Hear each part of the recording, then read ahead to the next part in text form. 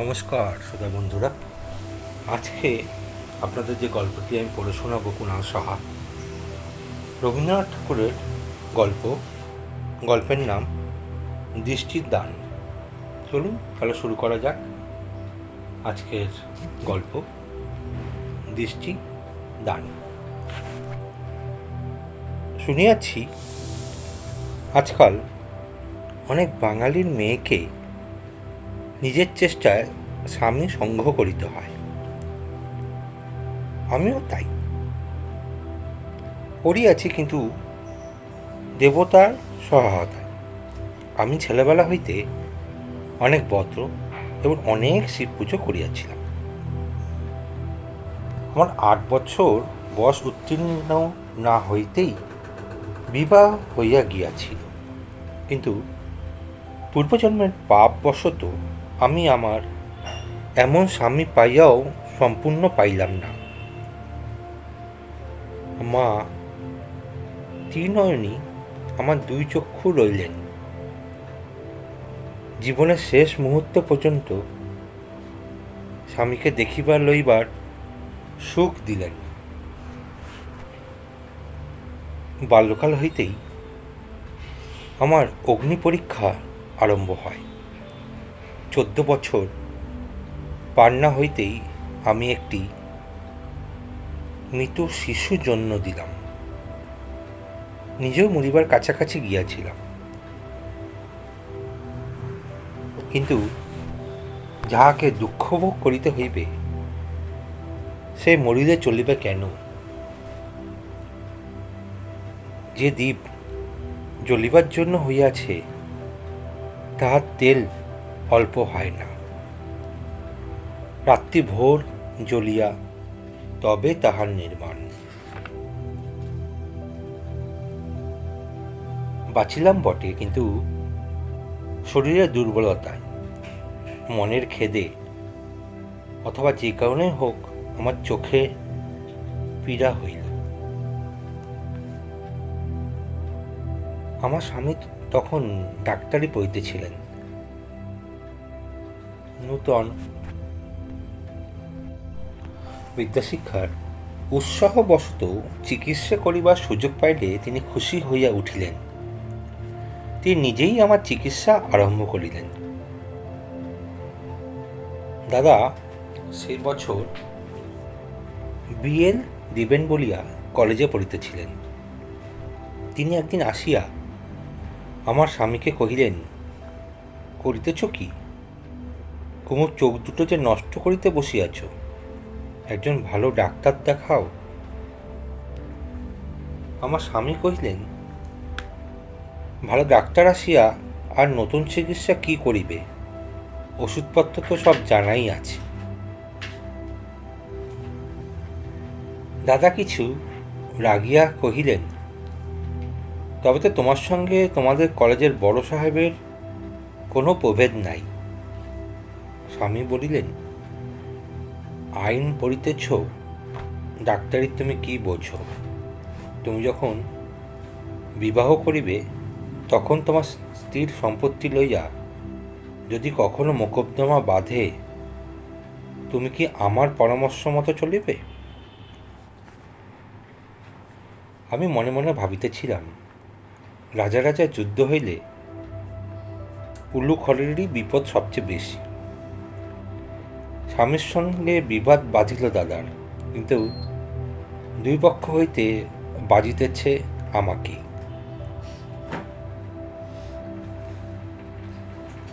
আবার ভাবিলাম, দাদারা যখন আমাকে দানই করিয়াছেন, তখন আমার সম্বন্ধে কর্তব্য লইয়া এ সমস্ত ভাগাভাগি কেন?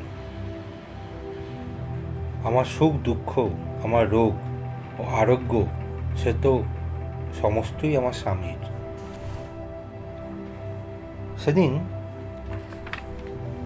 আমার এই এক সামান্য চোখের চিকিৎসা লইয়া দাদার সঙ্গে আমার স্বামীর যেন একটু মতান্তর হইয়া গেল। সহজেই আমার চোখ দেওয়ার জল পড়িতেছিল। আমার জলের ধারা আরো বাড়িয়া উঠিল। তার প্রকৃত কারণ আমার স্বামী কিংবা দাদা কেউই তখন বুঝিলেন না। আমার স্বামী কলেজে গেলে বিকালবেলায় হঠাৎ দাদা এক ডাক্তার লইয়া আসে উপস্থিত। ডাক্তার পরীক্ষা করিয়া কহিল, সাবধানে না থাকিলে পীড়া গুরুতর হইবার সম্ভাবনা আছে। এই বলিয়া কি সমস্ত ওষুধ লিখিয়া দিল। দাদা তখনই তাহা আনাইতে পাঠাইলেন। ডাক্তার চলিয়া গেলে আমি দাদাকে বলিলাম, দাদা আপনার পায়ে পড়ি, আমার যে চিকিৎসা চলিতেছে তাহাকে কোনরূপ ব্যাঘাত ঘটাইবেন না। আমি শিশুকাল হইতে দাদাকে খুব ভয় করিতাম। তাহাকে যে মুখ ফুটিয়া এমন করিয়া কিছু বলিতে পারিব, ইয়া আমার পক্ষে এক আশ্চর্য ঘটনা। কিন্তু আমি বেশ বুঝিয়াছিলাম আমার স্বামীকে লুকাইয়া দাদা আমার যে চিকিৎসার ব্যবস্থা করিতেছেন তাহাকে আমার অশুভ বই শুভ নাই। দাদাও আমার প্রগল্ভতায় বোধ করি কিছু আশ্চর্য হইলেন।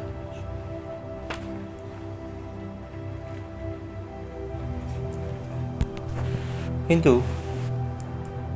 আমি বেশ বুঝিয়াছিলাম আমার স্বামীকে লুকাইয়া দাদা আমার যে চিকিৎসার ব্যবস্থা করিতেছেন তাহাতে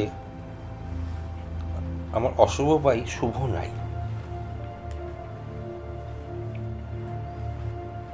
দাদা কিছুক্ষণ চুপ করিয়া ভাবিয়া অবশেষে বলিলেন, আচ্ছা আমি আর ডাক্তার আনিব না, কিন্তু যে ওষুধটা আসিবে তাহা বিধিমতে সেবন করিয়া দেখিস। ওষুধ আসিলের পর আমাকে তাহা ব্যবহারের নিয়ম বুঝিয়া দিয়া দাদা চলিয়া গেলেন। স্বামী কলেজ হইতে আসিবার পূর্বেই আমি সেই কৌটার শিশি তুলি এবং বিধিবিধান সমস্তই সযত্নে আমাদের প্রাঙ্গণের পাতকুয়ার মধ্যে ফেলিয়া দিলাম। দাদার সঙ্গে কিছু আড়ি করিয়াই আমার স্বামী যেন আরও দ্বিগুণ চেষ্টায় আমার চোখের চিকিৎসায় প্রবৃত্ত হইলেন। এবেলা ওবেলা ওষুধ বদল হইতে লাগিল।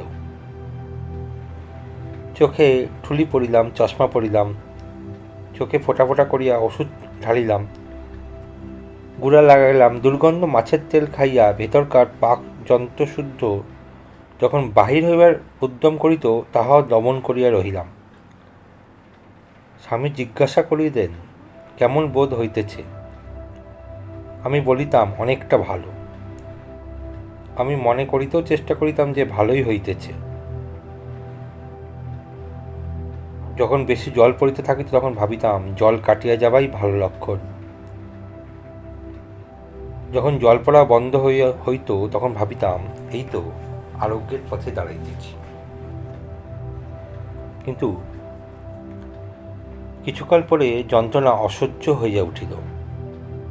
চোখে ঝাপসা দেখিতে লাগিলাম এবং মাথার বেদনায় আমাকে স্থির থাকিতে দিল না। দেখলাম আমার স্বামীও যেন কিছু অপ্রতিভ হইয়াছেন।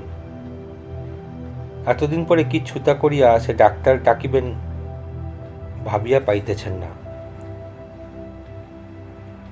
আমি তাহাকে বলিলাম, দাদার মন রক্ষার জন্য একবার একজন ডাক্তার ডাকিতে দোষ কি?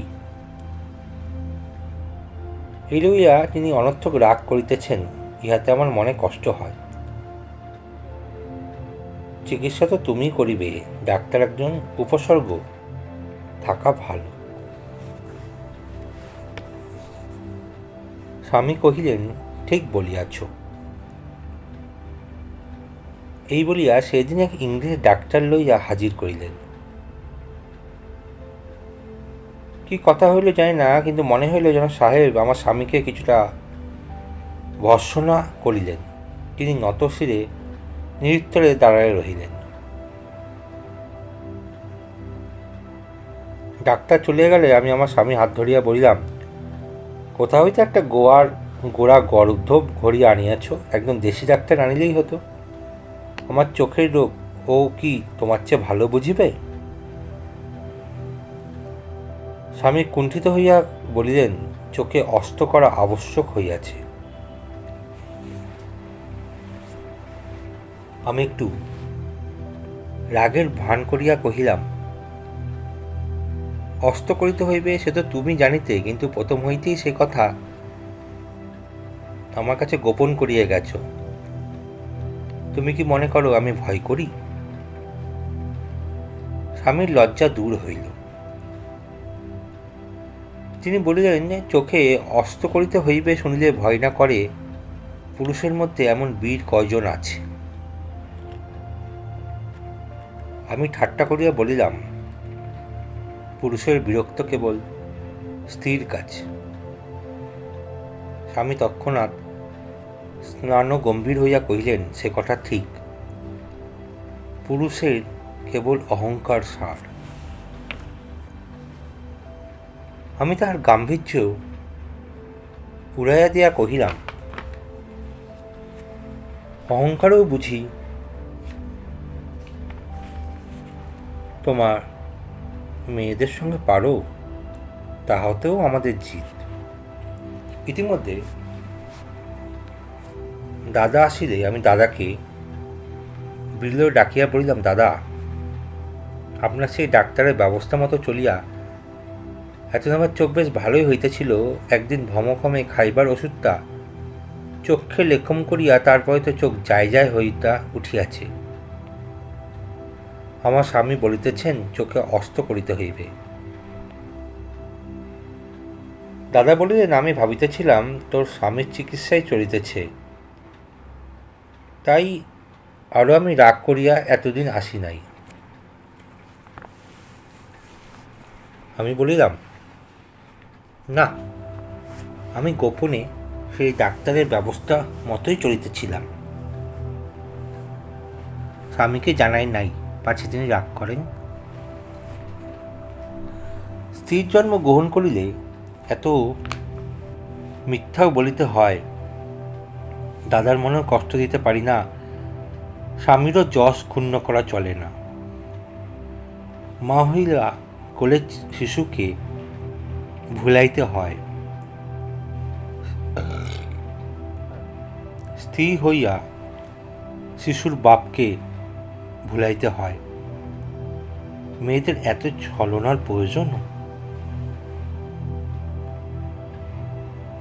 ছলনার ফল এই যে অন্ধ হইবার পূর্বে আমার দাদা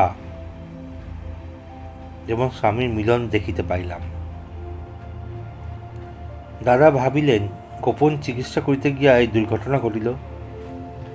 স্বামী ভাবিলেন গোড়ায় আমার দাদার পরামর্শ শুনিলেই ভালো হইত। এই ভাবিয়া দুই অনুতপ্ত হৃদয় বেতার ভিতরে ক্ষমাপ্রার্থী হইয়া পরস্পরের অত্যন্ত নিকটবর্তী হইল। স্বামী দাদার পরামর্শ লইতে লাগিলেন। দাদাও বিনীতভাবে সকল বিষয়ে আমার স্বামীর মতের প্রতি নির্ভর প্রকাশ করিলেন। অবশেষে উভয়ের পরামর্শক্রমে একদিন একজন ইংরেজ ডাক্তার আসিয়া আমার বাম চোখে অস্ত্রাঘাত করিল। দুর্বল চক্ষু সে আঘাত কাটায় উঠিতে পারিল না। তার ক্ষীণ দীপ্তিটুকু হঠাৎ নিবিয়া গেল। তাহার পরে বাকি চোখটাও দিনে দিনে অল্পে অল্পে অন্ধকারে আবৃত হইয়া গেল। বাল্যকালে শুভদৃষ্টির দিনে যে চন্দন চর্চিত তরুণ মূর্তি আমার সম্মুখে প্রথম প্রকাশিত হইয়াছিল, তাহার উপরে চিরকালের মতো পর্দা পড়িয়া গেল। একদিন স্বামী আমার শয্যাপার্শ্বে আসিয়া কহিলেন, তোমার কাছে আর মিথ্যা বড়াই করিব না, তোমার চোখ দুটো আমিই নষ্ট করিয়াছি। দেখিলাম তার কণ্ঠস্বরে অশ্রুজল ভরিয়া আসিয়াছে। আমি দুই হাতে তাহার দক্ষিণ হস্ত চাপিয়া কহিলাম, বেশ করিয়াছ, তোমার জিনিস তুমি লইয়াছ। ভাবিয়া দেখো, যদি কোনো ডাক্তারের চিকিৎসা আমার চোখ নষ্ট হইত, তাহাকে আমার কি সান্ত্বনা থাকিত? ভবিতব্যটা যখন খণ্ডে না, তখন চোখ তো আমার কেউই বাঁচাইতে পারিত না। সে চোখ তোমার হাতে গিয়াছে, এই আমার অন্ধতার একমাত্র সুখ। যখন পুজোয় ফুল কম পড়িয়াছিল, তখন রামচন্দ্র তার 2 চক্ষু উৎক্ষেপণ করিয়া দেবতাকে দিতে গিয়েছিলেন। আমার দেবতাকে আমি দৃষ্টি দিলাম। আমার পূর্ণিমার জ্যোৎস্না, আমার প্রভাতের আলো, আমার আকাশের নীল, আমার পৃথিবীর সবুজ, সব তোমাকে দিলাম। তোমার চোখে যখন যা ভালো লাগিবে আমাকে মুখে বলিও, সে আমি তোমার চোখের দেখার প্রসাদ বলিয়া গ্রহণ করিব। আমি এত কথা বলিতে পারি নাই, মুখে এমন করিয়া বলাও যায় না। এসব কথা আমি অনেক দিন ধরিয়া ভাবিয়াছি। মাঝে মাঝে যখন অবসাদ আসিত, নিষ্ঠার তেজ স্নান হইয়া পড়িত, নিজেদের বঞ্চিত, দুঃখিত, দুর্ভাগ্য, দগ্ধ বলিয়া মনে হইত, তখন আমি নিজের মনকে দিয়া এসব কথা বলাইয়া লইতাম। এই শান্তি, এই ভক্তিকে অবলম্বন করিয়া নিজের দুঃখের চেয়েও নিজেকে উচ্চ করিয়া তুলিতে চেষ্টা করিতাম। সেদিন কতকটা কথায়, কতকটা নীরবে বোধ করি আমার মনের ভাবটা তাহাকে একরকম করিয়া বুঝাইতে পারিয়াছিলাম। তিনি কহিলেন, কুমু, মৃরতা করিয়া তোমার যা নষ্ট করিয়াছি সে আর ফিরিয়া দিতে পারিব না, কিন্তু আমার যতদূর সাধ্য তোমার চোখের অভাব মোচন করিয়া তোমার সঙ্গে সঙ্গে থাকিব। আমি কইলাম, সে কোনো কাজের কথা নয়। তুমি যে তোমার ঘর কন্যাকে একটি অন্ধের হাসপাতাল করিয়া রাখিবে, সে আমি কিছুতেই হইতে দিব না। তোমাকে আরেকটি বিবাহ করিতেই হইবে।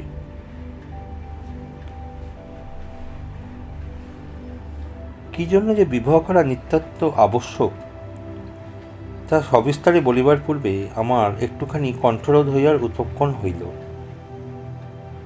একটু কাশিয়া, একটু সামলাইয়া লইয়া বলিতে যাইতেছি, এমন সময় আমার স্বামী উচ্ছ্বসিত আবেগে বলিয়া উঠিলেন, আমি মৃঢ়, আমি অহংকারী, কিন্তু তাই বলিয়া আমি পাষণ্ড নই। নিজের হাতে তোমাকে অন্ধ করিয়াছি, অবশেষে সেই দোষে তোমাকে পরিত্যাগ করিয়া যদি অন্য স্ত্রী গ্রহণ করি, তবে আমাদের ইষ্টদেব গোপীনাথের শপথ লইয়া করিয়া বলিতেছি, আমি যেন ব্রহ্মহত্যা পিতৃহত্যার পাতকী হই। এত বড় শপথটা করিতে দিতাম না, বাধা দিতাম, কিন্তু অশ্রু তখন বুধ বাহিয়া, কণ্ঠ চাপিয়া, 2 চক্ষু ছাপিয়া ঝরিয়া পড়িবার জো করিতেছিল। তাহাকে সম্বোধন করিয়া কথা বলিতে পারিতেছিলাম না। তিনি যাহা বলিলেন তাহা শুনিয়া বিপুল আনন্দের উদ্বেগে বালিশের মধ্যে মুখ চাপিয়া কাঁদিয়া উঠিলাম। আমি অন্ধ, তবু তিনি আমাকে ছাড়িবেন না। দুঃখীর দুঃখের মতো আমাকে হৃদয় করিয়া রাখিবেন, এত সৌভাগ্য আমি চাই না, কিন্তু মন তো স্বার্থপর। অবশেষে অশ্রুর প্রথম পশলাটা সবেগে বর্ষণ হইয়া গেলে তাহার মুখ আমার বুকের কাছে টানিয়া লইয়া বলিলাম, এমন ভয়ঙ্কর শপথ কেন করিলে? আমি কি তোমাকে নিজের সুখের জন্য বিবাহ করিতে বলিতেছিলাম? সতীনকে দিয়ে আমি আমার স্বার্থ সাধন করিতাম। চোখের অভাবে তোমার যে কাজ নিজে করিতে পারিতাম না, সে আমি তাহাকে দিয়া করাইতাম। স্বামী কহিলেন, কাজ তো দাসীতেও করে। আমি কি কাজের সুবিধার জন্য একটা দাসী বিবাহ করিয়া আমার এই দেবীর সঙ্গে এক আসনে বসাইতে পারি বলিয়া আমার মুখ তুলিয়া ধরিয়া আমার ললাতে একটা নির্মল চুম্বন করিলেন। সেই চুম্বনের দ্বারা আমার যেন তৃতীয় নৃত্য উন্মূলিত হইল। সেইখানে আমার দেবীত্বে অভিষেক হইয়া গেল। আমি মনে মনে কহিলাম, সেই ভালো। যখন অন্ধ হইয়াছি তখন আমি এই বহিঃসংসারে আর গৃহিণী হইতে পারি না। এখন আমি সংসারের উপরে উঠিয়া দেবী হইয়া স্বামীর মঙ্গল করিব, আর মিথ্যা না, ছলনা নয়। গৃহিণী রমণী যত কিছু ক্ষুদ্রতা এবং কপটতা আছে সমস্ত দূর করিয়া দিলাম। সেদিন সমস্ত দিন নিজের সঙ্গে একটা বিরোধ চলিতে লাগিল। গুরুতর শপথে বাধ্য হইয়া স্বামী যে কোনো মতেই দ্বিতীয়বার বিবাহ করিতে পারিবেন না, এই আনন্দ মনের মধ্যে যেন একেবারে দর্শন করিয়া রহিল। কিছুতেই তাহাকে ছাড়াইতে পারিলাম না। অদ্য আমার মধ্যে যে নতুন দেবীর আবির্ভাব হইয়াছে, তিনি কহিলেন, হয়তো এমন দিন আসিতে পারে যখন এই শপথ পালন অপেক্ষা বিবাহ করিলে আমার স্বামীর মঙ্গল হইবে। কিন্তু আমার মধ্যে যে পুরাতন নারী ছিল, সে কহিল, তা হোক, কিন্তু তিনি যখন শপথ করিয়াছেন তখন তো আর বিবাহ করিতে পারিবেন না। দেবী কহিলেন, তা হোক, কিন্তু ইহাতে তোমার খুশি হইবার কোনো কারণ নাই। মানবী কহিল, সকলেই বুঝি, কিন্তু যখন তিনি শপথ করিয়াছেন তখন ইত্যাদি। বারবার সে এক কথা। দেবী তখন কেবল নিরুত্তরে ভ্রুকুটি করিতেন এবং একটা ভয়ঙ্কর আশঙ্কার অন্ধকারে আমার সমস্ত অন্তঃকরণ আচ্ছন্ন হইয়া গেল। আমার অনুতপ্ত স্বামী চাকর দাসীকে নিষেধ করিয়া নিজে আমার সকল কাজ করিয়া দিতে উদ্যত হইলেন। স্বামীর উপর তুচ্ছ বিষয়ে এইরূপ নিরুপায় নির্ভরতা প্রথমটা ভালোই লাগিত, কারণ এমনি করিয়া সর্বদাই তাহাকে কাছে পাইতাম। চোখে তাহাকে দেখিতাম না বলিয়া তাহাকে সর্বদা কাছে পাইয়ার আকাঙ্ক্ষা অত্যন্ত বাড়িয়া উঠিত। স্বামীর সুখের যে অংশ আমার চোখের ভাগে পড়িয়াছিল, সেইটে এখন অন্ধ ইন্দ্রিয়রা বাটিয়া লইয়া নিজেদের ভাগ বাড়াইবার লইবার চেষ্টা করিল। এখন আমার স্বামী অধিকক্ষণ বাহিরের কাজে থাকলে মনে হইত আমি যেন শূন্যে রহিয়াছি। আমি যেন কোথাও কিছু ধরিতে পারিতেছি না।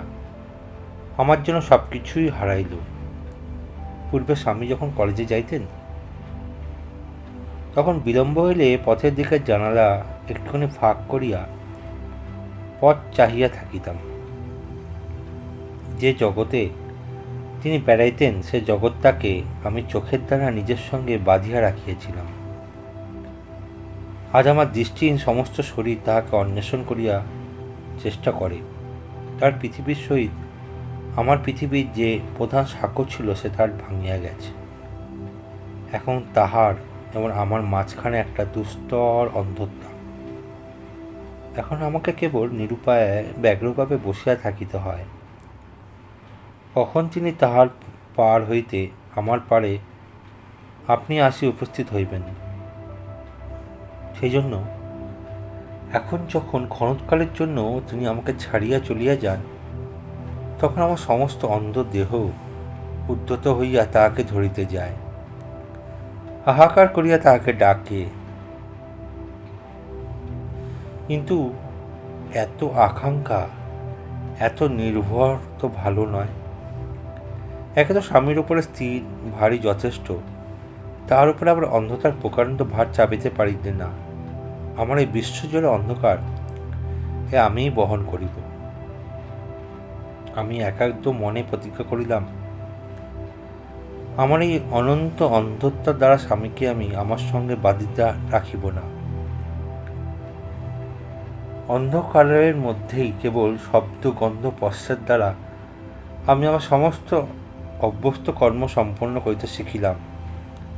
এমনকি আমার অনেক গৃহকর্ম পূর্বের চেয়ে অনেক বেশি নৈপুণ্যের সহিত নির্বাহ করিতে পারিলাম। এখন মনে হইতে লাগিল, দৃষ্টি আমাকে কাজে যতটা সাহায্য করে, তাহার চেয়ে ঢের বেশি বিক্ষিপ্ত করিয়া দেয়। যতটুকু দেখিলে কাজ ভালো হয়, চোখ তাহার চেয়ে ঢের বেশি দেখে।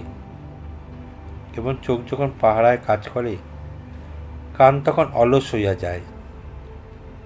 যতটা তার শোনা উচিত তার চেয়ে সে কম শোনে। এখন চঞ্চল চোখের অবর্তমানে আমার অন্য সমস্ত ইন্দ্রিয় তাদের কর্তব্য শান্ত এবং সম্পূর্ণভাবে করিতে লাগিল। এখন আমার স্বামীকে আর আমার কোনো কাজ করিতে দিলাম না এবং তাহার সমস্ত কাজ আবার পূর্বের মতোই আমি করিতে লাগিলাম। স্বামী আমাকে কহিলেন, আমার প্রায়শ্চিত্ত হইতে আমাকে বঞ্চিত করিতেছ? আমি কহিলাম, তোমার প্রায়শ্চিত্ত কিসে আমি জানি না, কিন্তু আমার পাপের ভার আমি বাড়াইব কেন?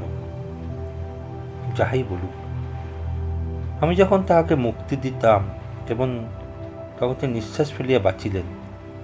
অন্ধস্থির সেবাকে চিরজীবনে ব্রত করা পুরুষের কর্ম নহে। আপনারা শুনছেন কোনাশাল ভজে কবিগুরু শ্রী রবীন্দ্রনাথ ঠাকুরের গল্প দৃষ্টি দ্বার। আমার স্বামী ডাক্তারি পাশ করিয়া আমাকে সঙ্গে লইয়া মফস্বলে গেলেন। পাড়াগায়ে আসিয়া যেন মাতৃত্বরে আসিলাম মনে হইল। আমার ৮ বৎসর বয়সের সময় আমি গ্রাম ছাড়িয়া শহরে আসিয়াছিলাম। ইতিমধ্যে ১০ বৎসরে জন্মভূমি আমার মনের মধ্যে ছায়ার মতো অস্পষ্ট হইয়া আসিয়াছিল। যতদিন চক্ষু ছিল কলিকাতা শহর আমার চারিদিকে আর সমস্ত স্মৃতিকে আড়াল করিয়া দাঁড়াইয়াছিল। চোখ যাইতেই বুঝিলাম কলিকাতা কেবল চোখ ভুলাইয়া রাখিবার শহর, ইহাতে মন ভরিয়া রাখে না। দৃষ্টি হারাইবা মাত্র আমার সে বাল্যকালের পল্লীগ্রাম দিবাসনের নক্ষত্রলোকের মতো আমার মনের মধ্যে উজ্জ্বল হইয়া উঠিল। অগ্রহায়ণের শেষাশেষি আমরা হাসিমপুরে গেলাম। নূতন দেশ, চারিদিক দেখিতে কীরকম তা বুঝিলাম না, কিন্তু বাল্যকালের সেই গন্ধে এবং অনুভবে আমাকে সর্বাঙ্গে বেষ্টন করিয়া ধরিল। সে শিশিরে ভেজা নতুন শশা ক্ষেত হইতে প্রভাতের হাওয়া, সেই সোনা ঢালা অরর এবং সরিষা ক্ষেতের আকাশ ভরা কোমল সুমিষ্ট গন্ধ, সেই রাখালের গান, এমনকি ভাঙা রাস্তা দিয়া গরুর গাড়ি চলার শব্দ পর্যন্ত আমাকে পুলকিত করিয়া তুলিল। আমার সেই জীবনারম্ভের অতি স্মৃতি তাহা অনির্বচনীয় ধ্বনি ও গন্ধ লইয়া প্রত্যক্ষ বর্তমানের মতো আমাকে ঘিরিয়া বসিল। অন্ধচক্ষু তাহার কোনো প্রতিবাদ করিতে পারিল না। সেই বাল্যকালের মধ্যে ফিরিয়া গেলাম। কেবল মাকে পাইলাম না, মনে মনে দেখিতে পাইলাম দিদিমা তাহার বিরল কেশগুচ্ছ মুক্ত করিয়া রোদ্দে পিঠ দিয়া প্রাঙ্গণে বলি দিতেছেন, কিন্তু তাহার সেই মৃদু কম্পিত প্রাচীন দুর্বল কণ্ঠে আমাদের গ্রাম্য সাধু ভজন দাসের দেহতত্ত্ব গান গুঞ্জন স্বরে শুনিতে পাইলাম না। সেই নবান্নের উৎসব শীতের শীতস্মাত আকাশের মধ্যে সজীব হইয়া জাগিয়ে উঠিল, কিন্তু ঢেকিসালে নতুন ধান কটিবার জনতার মধ্যে আমার ছোট ছোট পল্লী সঙ্গিনীদের সমাগম কোথায় গেল? সন্ধ্যাবেলা অদূরে কোথা হইতে শ্বাসধ্বনি শুনিতে পাই, তখন মনে পড়ে মা সন্ধ্যাদীপ হাতে করিয়া গোয়ালে আলো দেখাইতে যাইতেছেন। সেই সঙ্গে ভেজা জাবনার ও খড় জ্বালানো ধোয়ার গন্ধ যেন ইধার মধ্যে প্রবেশ করে। শুনিতে পাই পুকুরের পাড়ে বৃদ্ধ লঙ্কারদের ঠাকুর বাড়ি হইতে কাঁসর ঘণ্টার শব্দ আসিতেছে। কে যেন আমার সেই শিশুকালে 8টি বৎসরের মধ্যে হইতে তার সমস্ত বস্তু অংশ ছাকিয়া লইয়া কেবল তাহার রসটুকু গন্ধটুকু আমার চারিদিকে রাশিকৃত করিয়াছে। এই সঙ্গে আমার সেই ছেলেবেলাকার ব্রত এবং ভোরবেলায় ফুল তুলিয়া শিব পুজোর কথা মনে পড়িল। কথা স্বীকার করিতেই হইবে, কলিকাতা আলাপ আলোচনা আনাগোনা গোলমেলে বুদ্ধির একটু বিকার ঘটেই। ধর্মকর্ম ও ভক্তি শ্রদ্ধার মধ্যে নির্মল সরলটুকু থাকে না। সেদিনের কথা আমার মনে পড়ে, যেদিন অন্ধ হবার পরে কলকাতায় আমার পল্লীবাসিনা সখী আসিয়া আমাকে বলিয়াছিল, তোর রাগ হয় না কুমু? আমি হইলে এমন স্বামীর মুখ দেখিতাম না। আমি বলিলাম, ভাই, মুখ দেখা তো বন্ধই বটে, সেই জন্যে পোড়া চোখের উপর রাগ হয়, কিন্তু স্বামীর ওপর রাগ করিতে যাইব কেন? যত সময় ডাক্তার ডাকেন নাই বলিয়া লাবণ্য আমার স্বামীর ওপর অত্যন্ত রাগিয়াছিল এবং আমাকেও রাগাইবার চেষ্টা করিয়াছিল। আমি তাহাকে বুঝাইলাম, সংসারে থাকিলে ইচ্ছায় অনিচ্ছায়, জ্ঞানে অজ্ঞানে, ভুলের ভ্রান্তিতে দুঃখ সুখ নানা রকম ঘটিয়া থাকে, কিন্তু মনের মধ্যে যদি ভক্তি স্থির রাখিতে পারি, দুঃখের মধ্যে একটা শান্তি থাকে, নইলে কেবল রাগারাগি রেসারেসি বকাবকি করিয়া জীবন কাটিয়া যায়। অন্ধ হইয়াছি, এইটি যথেষ্ট দুঃখ। তারপর স্বামীর প্রতি বিদ্বেষ করিয়া দুঃখের বোঝা বাড়াইব কেন? আমার মতো বালিকার মুখে সেকালের কথা শুনিয়া লাবণ্য রাগ করিয়া অবজ্ঞা করে মাথা নাড়িয়া চলিয়া গেল। কিন্তু যাই বলি, কথার মধ্যে বিষ আছে, কথা একেবারে ব্যর্থ হয় না। লাবণ্যের মুখ হইতে রাগের কথা আমার মনের মধ্যে দুটো একটা ফুলিঙ্গ ফেলিয়া গিয়াছিল। আমি সেটা পা দিয়ে মারাইয়া নিবাইয়া দিয়েছিলাম, কিন্তু তবু দুটো একটা দাগ থাকিয়াছিল। তাই বলিতেছিলাম, কলকাতায় অনেক তর্ক, অনেক কথা, সেখানে দেখিতে দেখিতে বুদ্ধি অকালে পাকিয়া কঠিন হইয়া ওঠে। পাড়াগায় আসিয়া আমার এই শিব পুজোর শীতল শিলি ফুলের গন্ধে হৃদয় সমস্ত আশা ও বিশ্বাস আমরা শিশুকালের মতো নবীন ও উজ্জ্বল হইয়া উঠিল। দেবতায় আমার হৃদয় এবং আমার সংসার পরিপূর্ণ হইয়া গেল। আমি নতশিরে লুটাইয়া পড়িলাম, বলিলাম, হে দেব, আমার চক্ষুর কাছে বেশ হইয়াছে, তুমি তো আমার আছো। হায়, ভুল বলিয়াছিলাম, তুমি আমার আছো এ কথা স্পর্ধার কথা। আমি তোমার আছি, কেবল এইটুকু বলিবারই অধিকার আছে।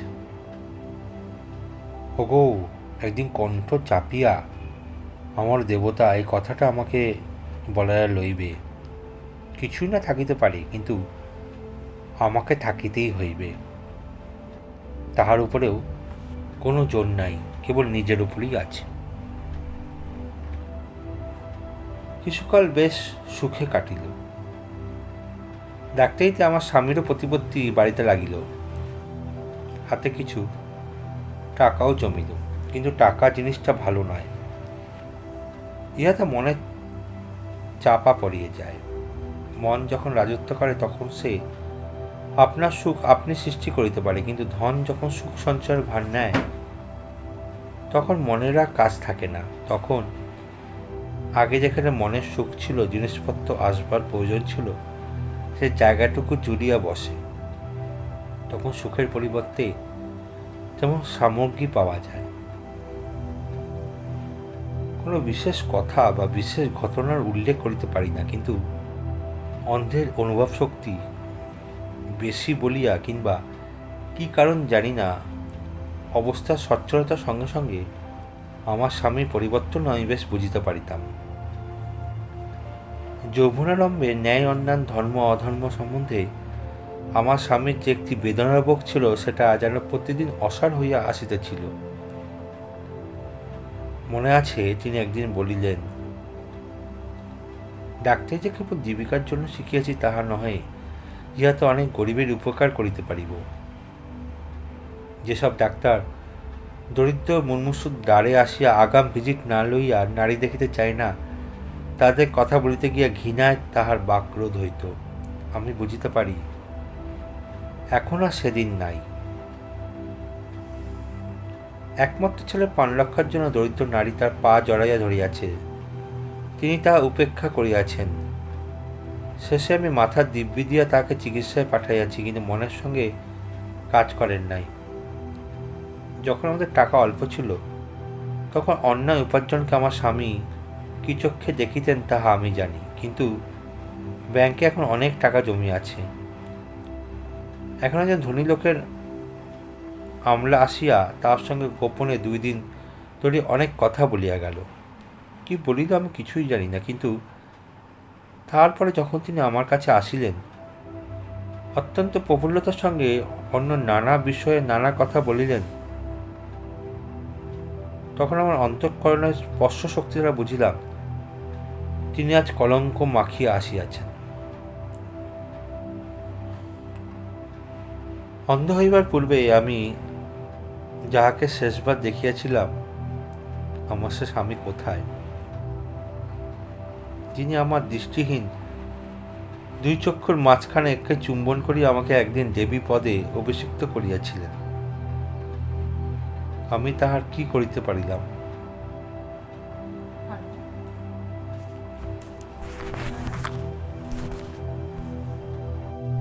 একদিন একটা রিপুর ঝড় আসিয়া যাহাদের অকস্মাৎ পতন হয়, তাহারা আর একটা হৃদয় পেগে আবার উপরে উঠিতে পারে, কিন্তু এই যে দিনে দিনে পলে পলে মজ্জার ভিতর হইতে কঠিন হইয়া যাওয়া, বাহিরে বাড়িয়া উঠিতে উঠিতে অন্তরকে তিলে তিলে চাপিয়া ফেলা, ইহার প্রতিকার ভাবিতে গেলে কোনো রাস্তা খুঁজিয়া পাওয়া যায় না।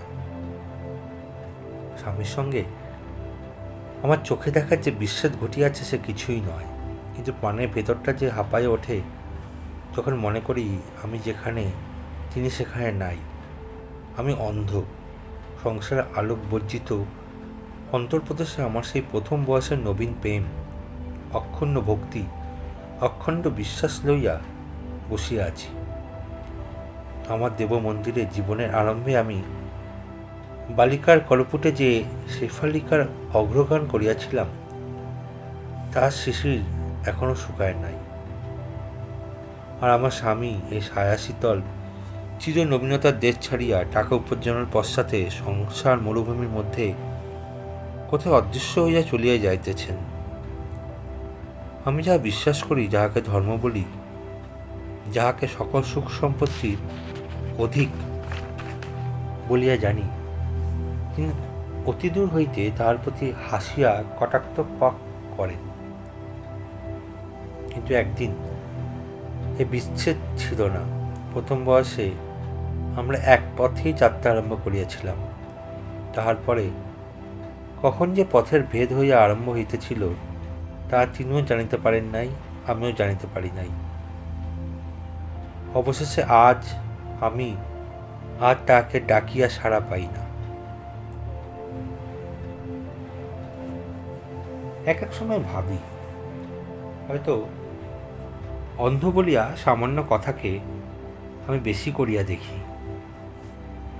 চক্ষু থাকিলে আমি হয়তো সংসারকে ঠিক সংসারের মতো করিয়া চিনিতে পারিতাম। আমার স্বামী ও আমাকে একদিন তাহাই বুঝাইয়া বলিলেন।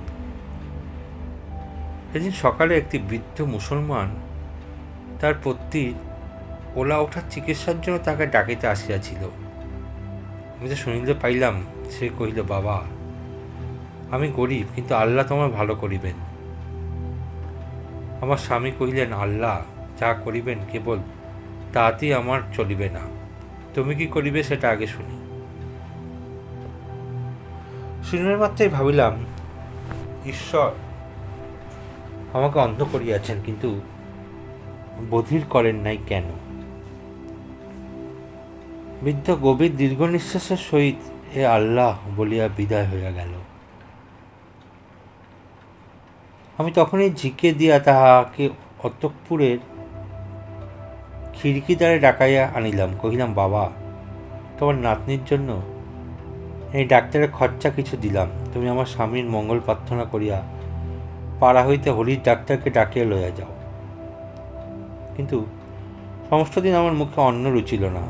স্বামী অপরাঙ্গে নিন্দা হইতে জাগিয়া জিজ্ঞাসা করিলেন, তোমাকে বিমর্ষ দেখিতেছে কেন?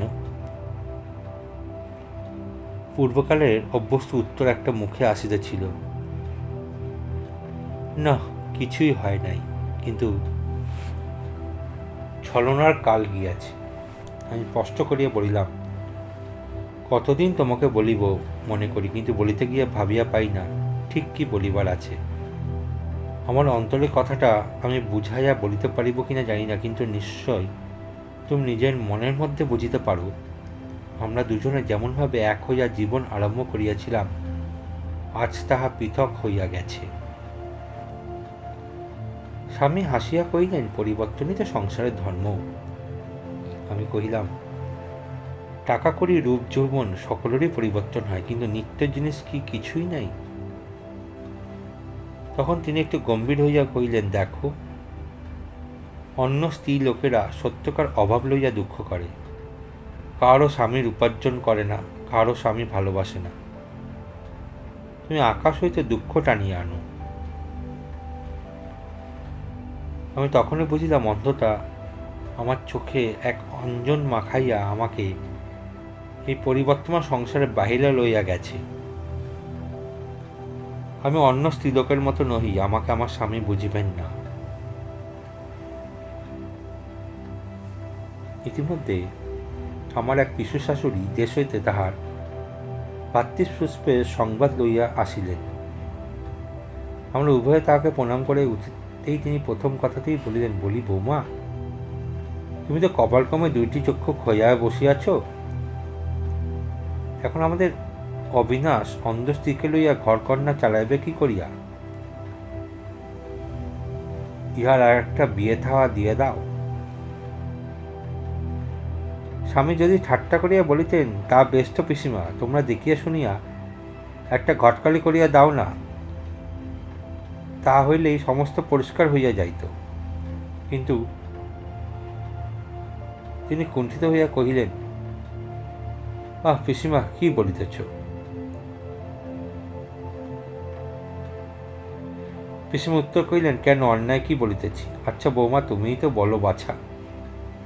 আমি হাসিয়া কইলাম, পিসিমা, ভালো লোকের কাছে পরামর্শ চাইতেছ, যাহার গাঁট কাটিতে হইবে তাহার কি কেউ সম্মতি নেয়? পিসিমা উত্তর কহিলেন, হ্যাঁ, সে কথা ঠিক বটে। তার তোদের আমাকে গোপনে পরামর্শ করিব, কি বলিস অবিনাশ? তাও বলি বৌমা, কুলিনের মেয়ে সতীন যত বেশি হয় তাহার স্বামী গৌরব ততই বাড়ে। আমার ছেলে ডাক্তারি না করিয়া যদি বিবাহ করিত, তবে ইহার রোজগারের ভাবনা কি ছিল? রোগী তো ডাক্তারের হাতে পড়িলেই মরে, মরিলেই তো আর ভিজিট দেয় না। কিন্তু বিধাতার সাপে কুলিনের স্থির মরণ নাই, আর যেদিন সে যতদিন বাঁচে ততদিনই স্বামীর লাভ। দুদিন বাদে আমার স্বামী আমার সম্মুখে পিসিমাকে জিজ্ঞাসা করিলেন, পিসিমা, আত্মীয়ের মতো করিয়া বউয়ের সাহায্য করিতে পারে এমন একটি ভদ্রঘরের স্ত্রীলোক দেখিয়া দিতে পারো? তিনি চোখে দেখিতে পান না, সর্বদা ওর একটি সঙ্গিনী কেউ থাকিলে আমি নিশ্চিন্তে থাকিতে পারি। যখন নতুন অন্ধ হইয়াছিলাম তখন এই কথা বলিলে খাটিত, কিন্তু এখন চোখের অভাবে আমার কিংবা ঘরকন্যার বিশেষ কি অসুবিধা হয় জানি না। কিন্তু প্রতিবাদ মাত্র না করিয়া চুপ করিয়া রহিলাম। পিসিমা কহিলেন, অভাব কি? আমারই তো এক ভাসুরের এক মেয়ে আছে, যেমন সুন্দরী তেমনই লক্ষ্মী। মেয়েটির বয়স হইল, কেবল উপযুক্ত বরের প্রত্যাশা অপেক্ষা করিয়া আছে। তোমার মতো কুলীন পাইলে এখনই বিবাহ দিয়ে দেয়। স্বামী চকিত হইয়া কহিলেন, বিবাহের কথা কে বলিতেছে? পিসিমা কহিল, মা, বিবাহ না করিলে ভদ্রঘরের মেয়ে কি তোমার ঘরে অমনি আসিয়া পড়িয়া থাকিবে?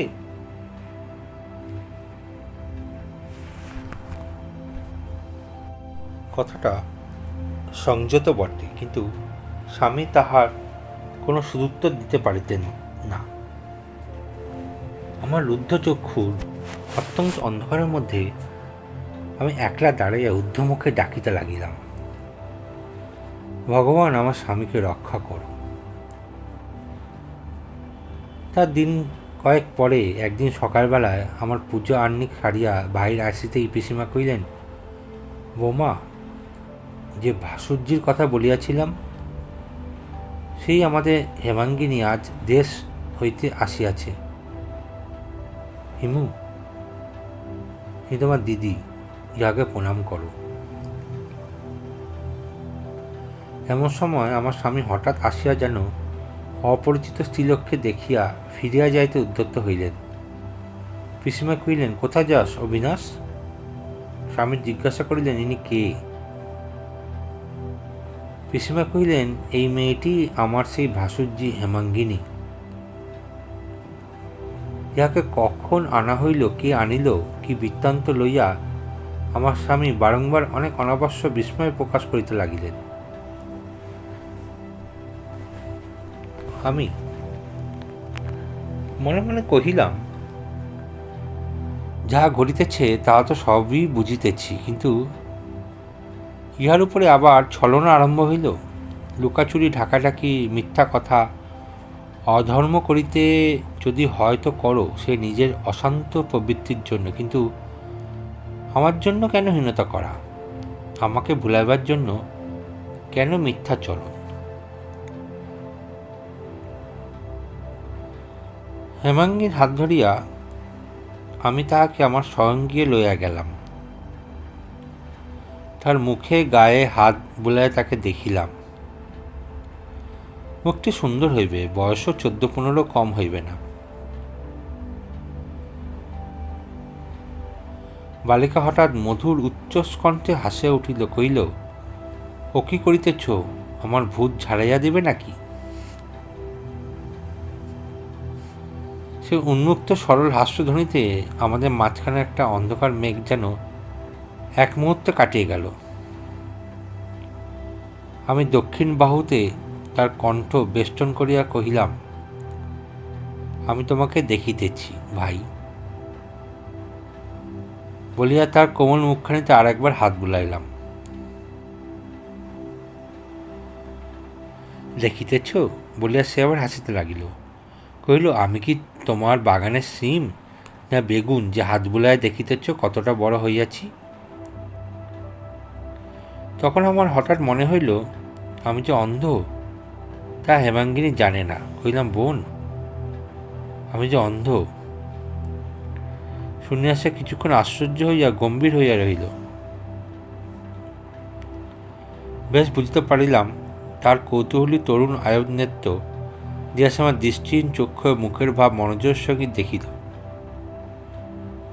তাহার পরে কহিল, ও তাই বুঝি কাকীকে এখানে আনাইয়াছ?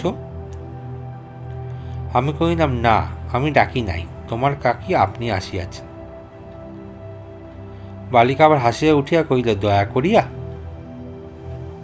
তা হইলে দয়ামতী শীঘ্রই নড়িতেছেন না, কিন্তু বাবা আমাকে এখানে কেন পাঠাইলেন? এমন সময় পিসিমা ঘরে প্রবেশ করিলেন। এতক্ষণ আমার স্বামীর সঙ্গে তার কথাবার্তা চলিতেছিল। ঘরে আসিতেই হেমাঙ্গিনী কহিল, কাকী, আমরা বাড়ি ফিরিব কবে বলো? পিসিমা কহিলেন, ও মা, এইমাত্র আসিয়া অমনি যাই? অমন চঞ্চল মেয়েও তো দেখি নাই। হেমাঙ্গিনী কহিল, কাকী, তোমার তো এখান হইতে শীঘ্র নড়িবার গতিক দেখি না। তা তোমার এ হলো আত্মীয় ঘর, তুমি যতদিন খুশি থাকো, আমি কিন্তু চলিয়া যাইব, তা তোমাকে বলিয়া রাখিতেছি। এই বলি আমার হাত ধরিয়া কহিল, কি বলো ভাই, তোমরা তো আমার ঠিক আপন নও। আমি তার এই সরল প্রশ্নের উত্তর না দিয়া তাহাকে আমার বুকের মধ্যে টাঙিয়া রইলাম। দেখিলাম পিসিমা যতই প্রবলা হন, তিনি এই কন্যাটিকে তার সামলাইবার সাধ্য নাই। পিসিমা প্রকাশ্যে রাগ না দেখাইয়া হেমাঙ্গিনীকে একটু আদর করিবার চেষ্টা করিলেন। সে তাহা যেন গা হইতে ঝাড়িয়া ফেলিয়া দিল। পিসিমা সমস্ত ব্যাপারটাকে আদুরে মেয়ের একটা পরিহাসের মতো উড়াইয়া দিয়া হাসিয়া চলিতে যাইতে উদ্যত হইলেন। আবার কি ভাবিয়া ফিরিয়া আসিয়া হেমাঙ্গিনীতে কহিলেন, হিমু, চল, তো স্নানের বেলা হইল। সে আমার কাছে আসিয়া কহিল, আমরা দুইজনে ঘাটে যাইব, কি বলো ভাই? পিসিমা অনিচ্ছা সত্ত্বেও ক্ষান্ত দিলেন। তিনি জানিতেন টানাটানি করিতে গেলে হেমাঙ্গিনীর জ্বর হইবে এবং তাহাদের মধ্যেকার বিরোধ অশোভন রূপেই আমার সম্মুখে প্রকাশ হইবে। খিড়কি ঘাটে যাইতে যাইতে হেমাঙ্গিনী আমাকে জিজ্ঞাসা করিল, তোমার ছেলেপুলে নাই কেন? আমি ঈষৎ হাসিয়া কহিলাম, কেন, তাহা কি করিয়া জানিব, ঈশ্বর দেন নাই। হেমাঙ্গিনী কহিল, অবশ্য তোমার ভেতরে কিছু পাপ ছিল। আমি কহিলাম, তাহাও অন্তর্যামী জানেন। বালিকা প্রমাণস্বরূপে কহিল, দেখো না, কাকির ভেতরে এত কুটিলতা যে উনার গর্ভে সন্তান জন্মিতে পায় না। পাপ পুণ্য সুখ দুঃখ দ্বন্দ্ব পুরস্কারের তত্ত্ব নিজেও বুঝি না, বালিকাকেও বুঝাইলাম না। কেবল একটা নিঃশ্বাস ফেলিয়া মনে মনে তাহাকে বললাম, তুমিই জানো। হেমাঙ্গিনী তৎক্ষণাৎ আমাকে জড়াইয়া ধরে হাসি হাসিয়া উঠিয়া কহিল, ও মা, আমার কথা শুনিয়াও তোমার নিঃশ্বাস পড়ে? আমার কথা বুঝি কেউ গ্রাহ্য করে? দেখিলাম স্বামীর ডাক্তারি ব্যবসায় ব্যাঘাত হইতে লাগিল। দূরে ডাক পড়িলে তো জানি না, কাছে কোথাও গেল চটপট সারিয়া চলিয়া আসেন। পূর্বে যখন কর্মের অবসরে ঘরে থাকিতেন, মধ্যাহ্নে আহার ও নিন্দার সময় কেবল বাড়ির ভেতরে আসিতেন। এখন পিসিমাও যখন তখন ডাকিয়া পাঠান, তিনি অনাবশ্যক পিসিমার খবর লইতে আসেন। পিসিমা যখন ডাক ছাড়িয়া বলেন, হিমু, আমার পানের বাটাটা নিয়ে আয় তো, আমি বুঝিতে পারি পিসিমার ঘরে আমার স্বামী আসিয়াছেন। প্রথম প্রথম দুই তিন হেমাঙ্গিনী পানের বাটা, তেলের বাটি, সিঁদুরের কৌটো প্রভৃতি যথাদৃষ্ট লইয়া যাইত, কিন্তু তারপরে ডাক পড়িলে সে আর কিছুতেই নড়িত না, ঝির হাত দিয়ে আদিষ্ট দ্রব্য পাঠাইয়া দিত। পিসি ডাকিতেন, হেমাঙ্গিনী, হিমু, হিমি। বালিকা যেন আমার প্রতি একটা করুণার আবেগে আমাকে জড়াইয়া ধরে থাকিত। একটা আশঙ্কা এবং বিষাদে তাহাকে আচ্ছন্ন করিত। ইহার পর হইতে আমার স্বামীর কথা সে আমার কাছে ভ্রমে উল্লেখ করিত না। ইতিমধ্যে আমার দাদা আমাকে দেখিতে আসিলেন। আমি জানিতাম দাদার দৃষ্টি তীক্ষ্ণ। ব্যাপারটা কিরূপ চলিতেছে তাহার নিকট গোপন করা প্রায় অসাধ্য হইবে। আমার দাদা বড় কঠিন বিচারক, তিনি লেশমাত্র অন্যায়কে ক্ষমা করিতে জানেন না। আমার স্বামী যে তাহারই চক্ষের সম্মুখে অপরাধী রূপে দাঁড়াইবেন, ইহাই আমি সবচেয়ে ভয় করিতাম। আমি অতিরিক্ত প্রফুল্লতা দ্বারা সমস্ত আচ্ছন্ন করিয়া রাখিলাম। আমি বেশি কথা বলিয়া, বেশি ব্যস্ত সমস্ত হইয়া, অন্তত ধুমধাম করিয়া চারিদিকে যেন একটু ধুলাল উড়িয়া রাখিবার চেষ্টা করিলাম, কিন্তু সেটা আমার পক্ষে এমন অস্বাভাবিক যে তাহাকেই আরও বেশি ধরা পড়িবার কারণ হইল। কিন্তু দাদা বেশি দিন থাকিতে পারিলেন না। আমার স্বামী এমনি অস্থিরতা প্রকাশ করিতে লাগিলেন যে তাহা প্রকাশ্য দৃঢ়তার আকার ধারণ করিল। দাদা চলিয়া গেলেন। বিদায় লইবার পূর্বে পরিপূর্ণ স্নেহের সহিত আমার মাথার উপর অনেকক্ষণ কম্পিত হস্ত রাখিলেন। মনে মনে একাদ্য চিত্তে কি আশীর্বাদ করিলেন তাহা বুঝিতে পারিলাম। তাহার অশ্রু আমার অশ্রুসিত কপালের উপর আসিয়া পড়িল।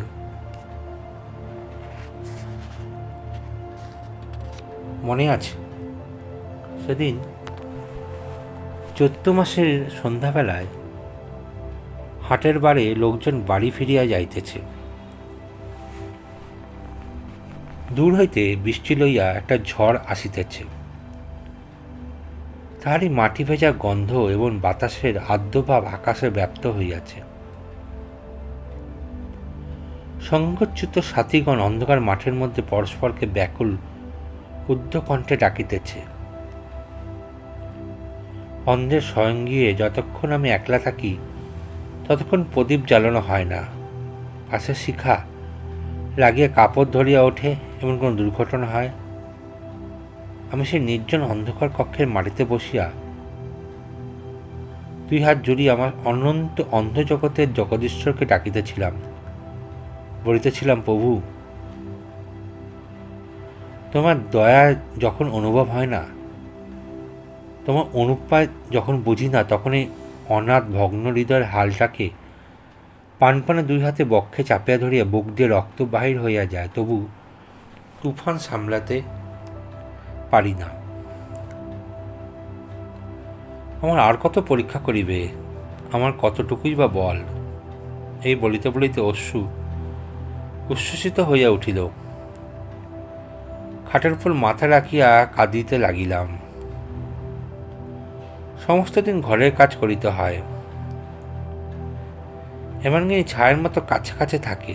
বুকের ভেতরে যে অশ্রু ভরিয়া ওঠে, সে ফেলিবার অবসর পাই না। অদিন পর চোখের জল বাহির হইল। এমন দেখিলাম খাট একটু নড়িল।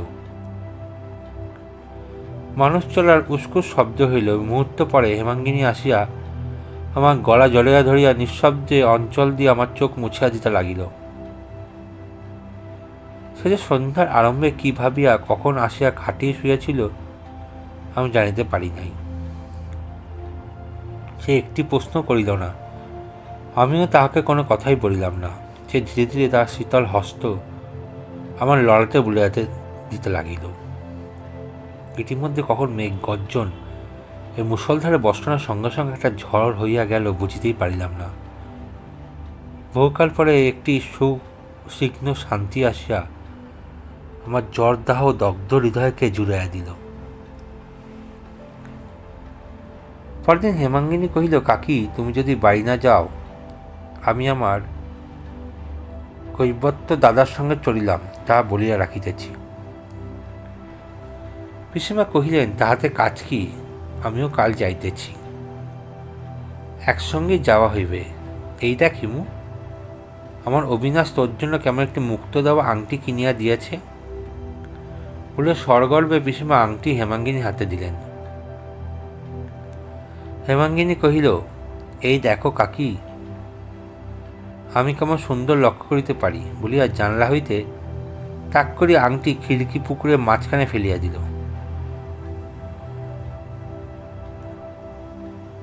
পিসিমা রাগে দুঃখে বিস্ময়ে কণ্টকিত হইয়া উঠিলেন। আমাকে বারংবার করিয়া হাতে ধরিয়া বলিতে দিলেন, বৌমা, এই ছেলে মানুষের কথা অবিনাশকে খবরদার বলিও না। ছেলে আমার তাহা হইলে মনে দুঃখ পাইবে। মাথা খাও বৌমা। আমি কহিলাম, আর বলিতে হইবে না পিসিমা, আমি কোনো কথাই বলিব না। পরদিন যাত্রার পূর্বে হেমাঙ্গিনী আমাকে জড়াইয়া ধরে কহিল, দিদি, আমাকে মনে রাখিস। আমি দুই হাত বারংবার তাহার মুখে বলিয়া কহিলাম, অন্ধ কিছু ভোলে না বোন, আমার তো জগৎ নাই, আমি কেবল মন লইয়াই আছি। বলিয়া তাহার মাথা লইয়া একবার আঘ্রাণ করিয়া চুম্বন করিলাম। ঝরঝর করিয়া তার কেশরাশির মধ্যে আমার অশ্রু ঝরিয়া পড়িল। হেমাঙ্গিনী বিদায় লইলে আমার পৃথিবীটা শুষ্ক হইয়া গেল। সে আমার প্রাণের মধ্যে যে সুগন্ধ সৌন্দর্য সঙ্গীত, উজ্জ্বল আলো এবং যে কোমল তরুণতা আনিয়াছিল, তাহা চলিয়া গেলে একবার আমার সমস্ত সংসার আমার চারিদিকে দুই হাত বাড়িয়া দেখিলাম কোথায় আমার কি আছে। আমার স্বামী আসিয়া বিশেষ প্রফুল্লতা দেখাইয়া কহিলেন, ইহারা গেলেন, এখন বাঁচা গেল, একটু কাজকর্ম করিবার অবসর পাইয়া যাইবে। ধিক ধিক আমাকে, আমার জন্য কেন এত চাতুরী? আমি কি সত্যকে ডরাই? আমি কি আঘাতকে কখনো ভয় করিয়াছি? আমার স্বামী কি জানেন না? যখন আমি দুই চক্ষু দিয়াছিলাম, তখন আমি কি শান্ত মনে আমার চির অন্ধকার গ্রহণ করি নাই? এতদিন আমার এবং আমার স্বামীর মধ্যে কেবল অন্ধকার অন্তরাল ছিল, আজ হইতে আর একটা ব্যবধান সৃজন হইল। আমার স্বামী ভুলিয়াও কখনো হেমাঙ্গিনীর নাম আমার কাছে উচ্চারণ করিতেন না, যেন তাহার সম্পর্কিত সংসার হইতে হেমাঙ্গিনী একেবারে লুপ্ত হইয়া গেছে, যেন সেখানে সে কোনো রকমে কোনো কালে লেশমাত্র রেখাপাত করে নাই। অথচ পত্র দ্বারা তিনি যে সর্বদাই তাহার খবর পাইতেছেন, তাহা আমি অনায়াসে অনুভব করিতে পারিতাম। যেমন পুকুরের মধ্যে বন্যার জল যেদিন একটি প্রবেশ করে, সেদিনই পদ্মের ডাঁটায় টান পড়ে, তেমনি তাহার ভিতরে একটুও যেদিন স্মৃতির সংসার হয়, সেদিন আমার হৃদয়ের মূলের মধ্যে হইতে আমি আপনি অনুভব করিতে পারি কবে তিনি খবর পাইতেন এবং কবে পাইতেন না, তাহা আমার কাছে কিছু অগোচর ছিল না। কিন্তু আমিও তাহাকে তাহার কথা শুধাইতে পারিতাম না। আমার অন্ধকার হৃদয়ে সেই যে উন্মুক্ত উদ্দাম উজ্জ্বল সুন্দর তারাটি ক্ষণকালের জন্য উদয় হইয়াছিল, তাহার একটু খবর পাইবার এবং তাহার কথা আলোচনা করিবার জন্য আমার প্রাণ তুষিত হইয়া থাকিত। কিন্তু আমার স্বামীর কাছে মুহূর্তের জন্য তার নাম করিবার অধিকার ছিল না। আমাদের দুজনের মাঝখানে বাক্যে এবং বেদনায় পরিপূর্ণ এই একটা নীরবতা অটলভাবে বিরাজ করিত। বৈশাখ মাসের মাঝামাঝি একদিন ঝি আসিয়া আমাকে জিজ্ঞাসা করিল, মা ঠাকুরুন, ঘাটে যে অনেক আয়োজনে নৌকা প্রস্তুত আছে, বাবা মশাই কোথায় যাইতেছেন? আমি জানিতাম একটা কি উদ্যোগ হইতেছে। আমার অদৃষ্টাকষে প্রথম কিছুদিন ঝড়ের পূর্বকার নিস্তব্ধতা এবং তাহার পরে প্রলয়ের ছিন্ন বিচ্ছিন্ন মেঘ আসিয়া জমিতেছিল। সংহারকারী শঙ্কর নীরব অঙ্গগুলোর ইঙ্গিতে তাহার সমস্ত পলশক্তিতে আমার মাথার উপরে জড়ো করিতেছেন, তা আমি বুঝিতে পারিতেছিলাম। ঝিকে বলিলাম, কই, আমি তো এখনো কোনো খবর পাই নাই। ঝি আর কোনো প্রশ্ন জিজ্ঞাসা করিতে সাহস না করিয়া নিঃশ্বাস ফেলিয়া চলিয়া গেল। অনেক রাত্রে আমার স্বামী আসিয়া কহিলেন, দূরে এক জায়গায় আমার ডাক পড়িয়াছে, কাল ভোরেই আমাকে রওনা হইতে হইবে। বোধ করি ফিরিতে দিন 2-3 বিলম্ব হইতে পারে। আমি শয্যা হইতে উঠিয়া দাঁড়ায় কহিলাম, কেন আমাকে মিথ্যা বলিতেছ? আমার স্বামী কম্পিত অস্ফুট কণ্ঠে কহিলেন, মিথ্যা কি বলিলাম? আমি কহিলাম, তুমি বিবাহ করিতে যাইতেছ। তিনি চুপ করিয়া রহিলেন। আমিও স্থির হইয়া দাঁড়ায় রহিলাম। অনেকক্ষণ ঘরে কোনো শব্দ রহিল না। শেষে আমি বলিলাম, একটা উত্তর দাও। বলো, হ্যাঁ, আমি বিবাহ করিতে যাইতেছি। তিনি প্রতিধ্বনির ন্যায় উত্তর দিলেন, হ্যাঁ, আমি বিবাহ করিতে যাইতেছি। আমি কহিলাম, না, তুমি যাইতে পারিবে না। তোমাকে আমি এই মহাবিপদ মহাপাপ হইতে রক্ষা করিব। এ যদি না পারি, তবে আমি তোমার কিসের স্ত্রী? কি জন্য আমি শিব পুজো করিয়াছিলাম? আমি অনেকক্ষণ গৃহ নিঃশব্দ হইয়া রহিল। আমি মাটিতে পড়িয়া স্বামীর পা জড়ায় ধরে কহিলাম, আমি তোমার কি অপরাধ করিয়াছি? কিসে আমার ত্রুটি হইয়াছে? অন্য স্ত্রীতে তোমার কিসের প্রয়োজন? মাথা খাও, সত্য করিয়া বলো। তখন আমার স্বামী ধীরে ধীরে কহিলেন, সত্যই বলিতেছি, আমি তোমাকে ভয় করি। তোমার অন্ধতা তোমাকে অনন্ত আবরণে আবৃত করিয়া রাখিয়াছে, সেখানে আমার প্রবেশ করিবার জো নাই। তুমি আমার দেবতা, তুমি আমার দেবতার ন্যায় ভয়ানক। তোমাকে লইয়া প্রতিদিন গৃহকার্য করিতে পারি না। যাহাকে বকিব, ঝকিব, রাগ করিব, সোহাগ করিব, গয়না গড়িয়া দিব, এমন একটি সামান্য রমণী আমি চাই।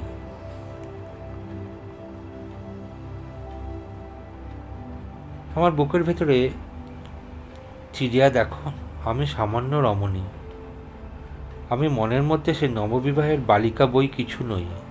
আমি বিশ্বাস করিতে চাই, নির্ভর করিতে চাই, পূজা করিতে চাই। তুমি নিজেকে অপমান করিয়া আমাকে দুঃসহ দুঃখ দিয়া তোমার চেয়ে আমাকে বড় করিয়া তুলিও না। আমাকে সর্ববিষয়ে তোমার পায়ের নিচে রাখিয়া দাও।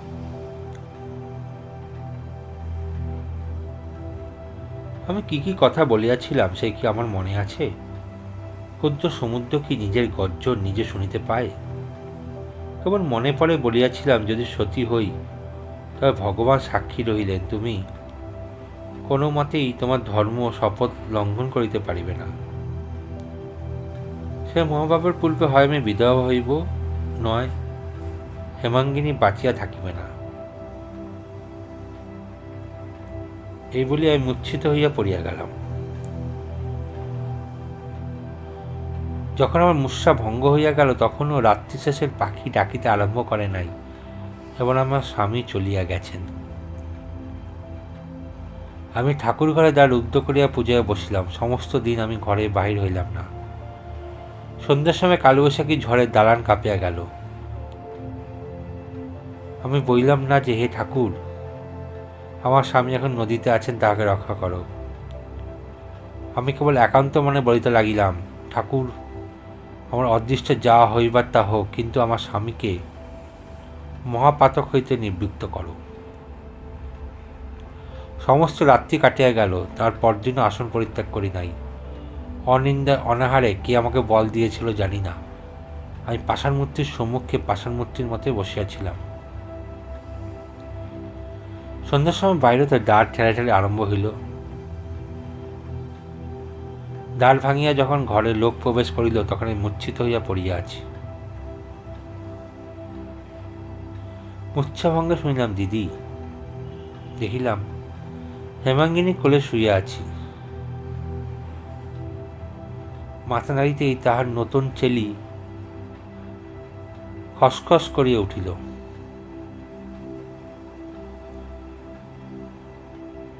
হা ঠাকুর, আমার প্রার্থনা শুনিলে না? আমার স্বামীর পতন হইল। হেমাঙ্গিনী মাথা নিচু করিয়া ধীরে ধীরে কহিল, দিদি, তোমার আশীর্বাদ লইতে আসিয়াছি। প্রথম একমতো কাঠের মতো হইয়া পরক্ষণ উঠিয়া বসিলাম। কহিলাম, কেন? আশীর্বাদ করিব না বোন, তোমার কি অপরাধ? হেমাঙ্গিনী তার সুমিষ্ট উচ্চকণ্ঠে আসিয়া উঠিল, কহিল, অপরাধ? তুমি বিবাহ করিলে অপরাধ হয় না, আর আমি করিলেই অপরাধ? হেমাঙ্গিনী যে জড়ায় ধরিয়া আমিও হাসিলাম। মনে মনে কহিলাম, জগতে আমার প্রার্থনায় কি চূড়ান্ত, তার ইচ্ছাই কি শেষ নহে? যে আঘাত পড়িয়াছ সে আমার মাথার উপরেই পড়ুক, কিন্তু হৃদয়ের মধ্যে যেন, যেখানে আমার ধর্ম, আমার বিশ্বাস আছে, সেখানে পড়িতে দেব না। আমি যেমন ছিলাম তেমনই থাকিব। হেমাঙ্গিনী আমার পায়ের কাছে পড়িয়া আমার পায়ের ধুলা লইল। আমি কহিলাম, তুমি চির সৌভাগ্যবতী, চির সুখিনী হও। হেমাঙ্গিনী কহিল, কেবল আশীর্বাদ নয়, তোমার সতীর হস্তে আমাকে এবং তোমার ভগ্নিপতিকে বরণ করে লইতে হইবে। তুমি তাহাকে লজ্জা করিলে চলিবে না। যদি অনুমতি করো, তাহাকে অন্তঃপুরে লইয়া আছি। আমি কহিলাম, আনো। কিছুক্ষণ পরে আমার ঘরে নতুন পদশব্দ প্রবেশ করিল। সস্নেহ প্রশ্ন শুনিলাম, ভালো আছিস কুমু? আমি বস্ত্র বিছানা ছাড়িয়ে উঠিয়া পায়ের কাছে প্রণাম করিয়া কহিলাম, দাদা। হেমাঙ্গিনী কহিল, দাদা কিসের? কান মলিয়া দাও, ও তোমার ছোট ভগ্নিপতি। তখন সমস্ত বুঝিলাম। আমি জানিতাম দাদার প্রতিজ্ঞা ছিল বিবাহ করিবেন না। মা নাই, তাহাকে অনুনয় করিবে, বিবাহ করিবার কেউ ছিল না। এবার আমিই তাহার বিবাহ দিলাম।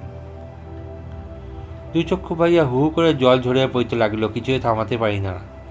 দাদা ধীরে ধীরে আমার চুলের মধ্যে দিয়ে হাত বুলাইয়া দিতে লাগিলেন। হেমাঙ্গিনী আমাকে জড়াইয়া ধরিয়া কেবল হাসিতে লাগিল।